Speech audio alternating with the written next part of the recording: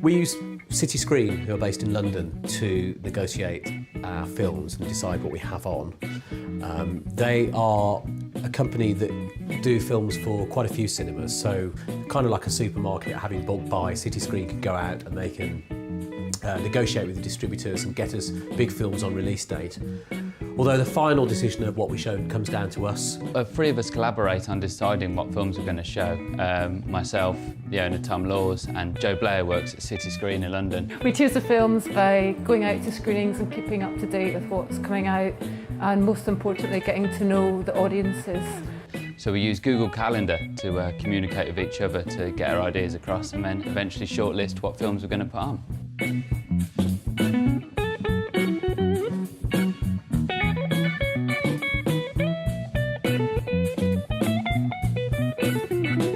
How much do the films cost? There's not actually a set price for the films. We basically negotiate with the distributors how much we're going to split our box office takings with them. A really big film like a James Bond film or a Harry Potter film, they charge 60% of the box office. So in reality, you hardly make anything out of the box office at all. But the idea is that you get lots of people in and you make the money on the bar and you make money through other concessions. The percentage will drop gradually, kind of week by week, as the film carries on. Or if you put on a film that's, say, what we call a rep film, which might be a classic film, or a more obscure French film, you'll only be paying, say, 30%. So the box office is less, and that encourages the cinemas to play films that are less commercial. Obviously the distributors are in it to make money, but it's also important, certainly for smaller film distributors, to get their name seen.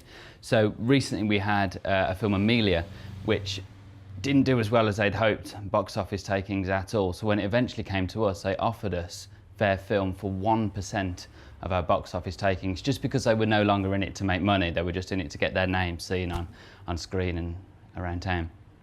So Monday morning is holdover day, which is very busy for everyone in the film industry.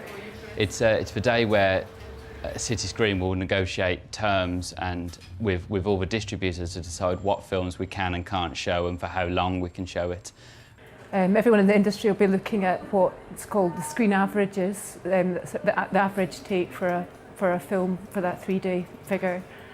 You get together all your information and then you're going back to distributors and normally discussing, but sometimes arguing, because obviously they want their films to stay on and sometimes you don't want to, there's not enough demand for them, there's not enough of an audience.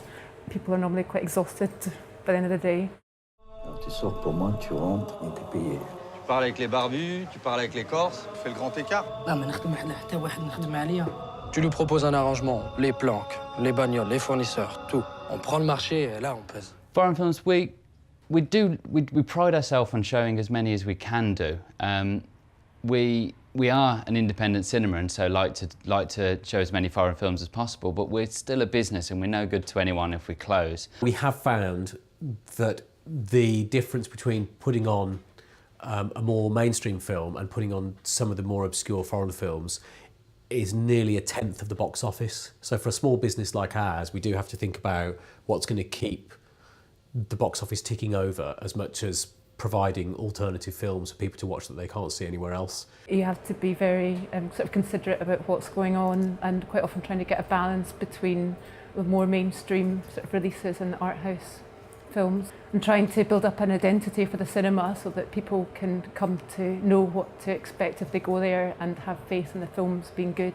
We get contractually obligated to a lot of film distributors for what we can show. The big distributors in particular, you know, they wouldn't take the bookings if you wouldn't offer them 2 weeks. Sometimes some of the bigger films won't even want you to have any other film in their room. They don't like sharing the space with anyone. So the way we tend to do it is if we have more mainstream downstairs, that kind of pays for us to have the privilege to show what we want upstairs, and when possible, we'll make sure that's a decent foreign film. The old ticket machine is a wonderful thing, and we don't know how long it's been there, but we suspect it could have been there as long as the 1930s. It's good fun, it's nice, it's one of the oldest things on the premises. It really enhances the experience that customers have of coming to the cinema. It's a really old spring-loaded mechanism, which we found a specialist company who provides us with the old Admit One tickets.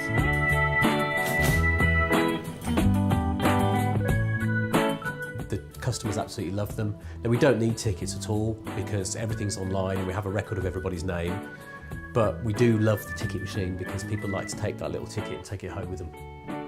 A large amount of our tickets are bought online, probably more than the walk-ins. Surprisingly, I don't know any other cinema that does it that way. We tend to operate a little bit more like a theatre. People book to come and see our films here weeks in advance. With any film of any size, if you don't book in advance, you won't get a sofa anyway because they do tend to sell out.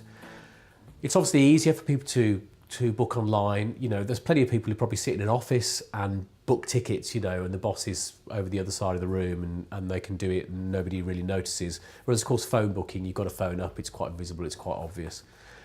So we've seen a big movement for people to book their tickets online, and I imagine eventually, you know, we're going to be talking at least 90% of tickets will be bought online in advance.